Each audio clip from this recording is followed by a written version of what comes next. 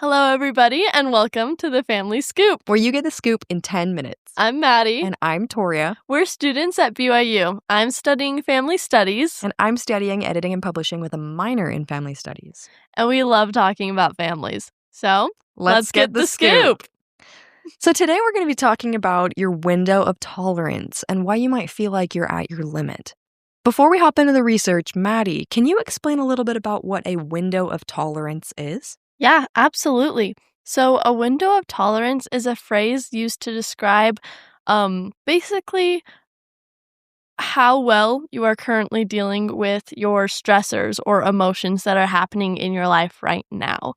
So, if your window of tolerance is big, you can tolerate a lot more and you're better able to handle stress.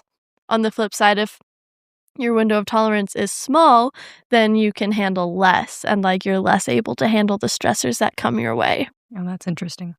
Okay.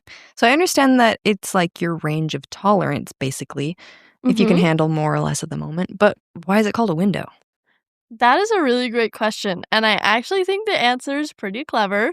It's called a window of tolerance because if you visualize the different aspects that will affect your level of tolerance, then it looks like a 4-quadrant graph, or to us non-mathematical people, it looks like a window. Oh, cute. Right? I know, with 4 different sections are like panes of glass. So the 4 sections that will determine your window of tolerance is physical, mental, social, and emotional. So the better you are doing in any of those sections, the better your window, I say the better or the bigger your window is going to be. That makes sense.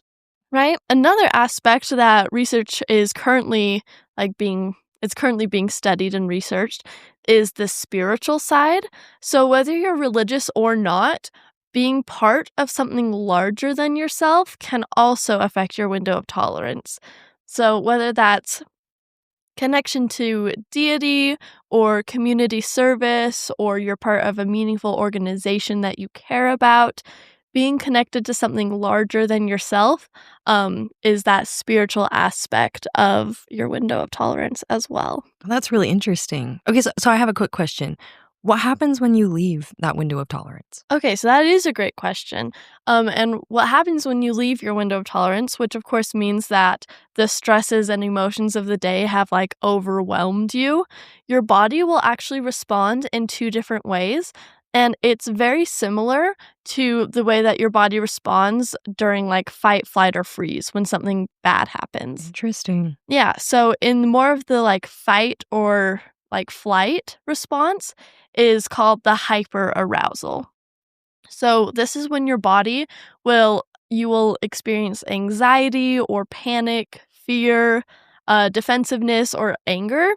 A little side note, this is definitely where hangry comes from. Okay. Yes, so I'm a big culprit of hangry, but it just means that you've stepped out of your window of tolerance. You can no longer handle the emotions and stressors, and so your body's reacting like that. And hunger is a huge cause for your window of tolerance to be super small, and so that's where hangry comes from. That's fascinating. That makes so much sense, though. Right? Yeah. Yeah, the other way that your body can respond is called hypoarousal, and that's more of your freeze response. So we've got hyper and hypo. Yes, Okay. exactly. And so your hypoarousal is you can experience things like numbness, a lack of energy, an inability to think or respond or even process, what's happening right now. As well as some people say it can come with a loss of movement. So you have less dexterity. And I will say, you don't get to choose what response your body goes into. It's a subconscious response.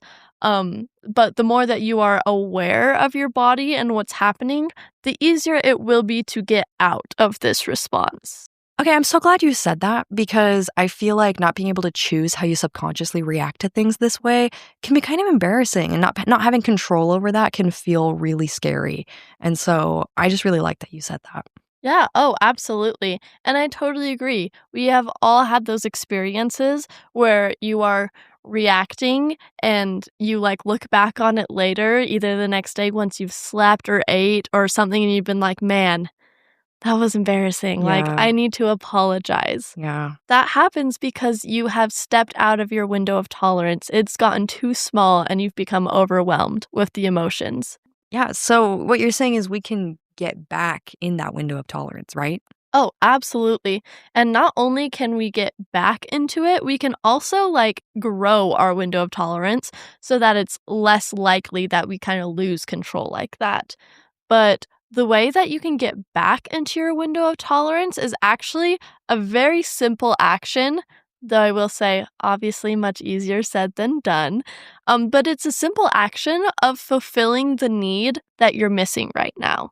Okay. Is there like specific needs that we all have? Oh, yeah, absolutely. These are like our survival, like basic survival needs. Oh, okay. The biggest ones that influence our window of tolerance is like if you need to eat or if you need to sleep. Um, like eating or taking a nap will help you get back into your window of tolerance. There's also other things you can do, like having a good cry. Mm. Crying will release emotions. It'll be able to have you like take a deep breath and pause from the moment and get a hold of yourself again. That So, makes sense. I feel like crying relieves my stress. oh, 100%. You can also do things like taking a break from the activity that you're doing, going on a walk, completing like a breathing or a grounding exercise, hugging somebody, service, prayer or meditation, or exercise. Like, there are so many different things that you can do to get back into your window of tolerance.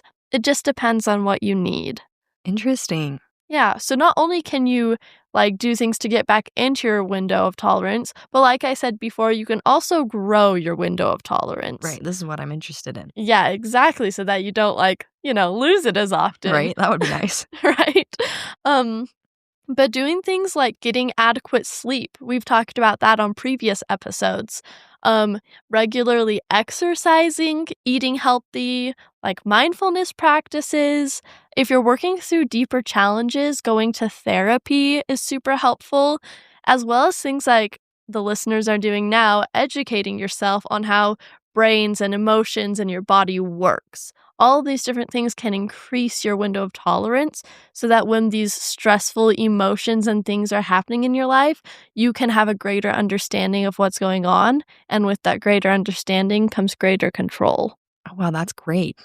That's Right. quite a long list, but I'm glad there are so many things I can do to kind of improve my well being and improve my window of tolerance. Oh, I absolutely agree. And I love that there's so many different things that you can do because we are all individuals with individual needs and wants. And so the list is not limited to even what I said. But the worst thing you can do in this experience is nothing. If you are feeling your window of tolerance shrink and you're realizing that soon you're going to be at your limit, not doing anything to combat it is the worst thing that you can do because there are so many options. You just have to be able to have the understanding of what your mind and your body needs so that you can take control of the situation instead of letting the situation control you. Oh, that's good. Thank you. um, and as a very last reminder, you need to be gentle with yourself. Your window of tolerance can be low for many different reasons. We've talked about the classic like tired and hungry and overwhelmed, but also if you're sick, your window of tolerance is going to be much lower. And if you've dealt with past trauma or you're working through trauma, your window of tolerance is going to be much lower and much smaller. So be patient with yourself and be patient with others because you're never really sure what's going on inside their head.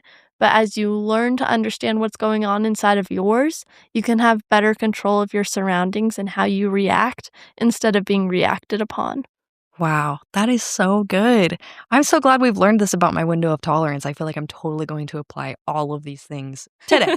I hope so. It really does help. Fascinating. That's so awesome. Well, thanks for listening today. Make sure to join us next week on The Family Scoop, where we will be discussing healthy communication patterns. We also have an Instagram account, so check out the Family Scoop to see posted content as well as our references to the studies mentioned in our podcast episodes. See you next week On The Family Scoop.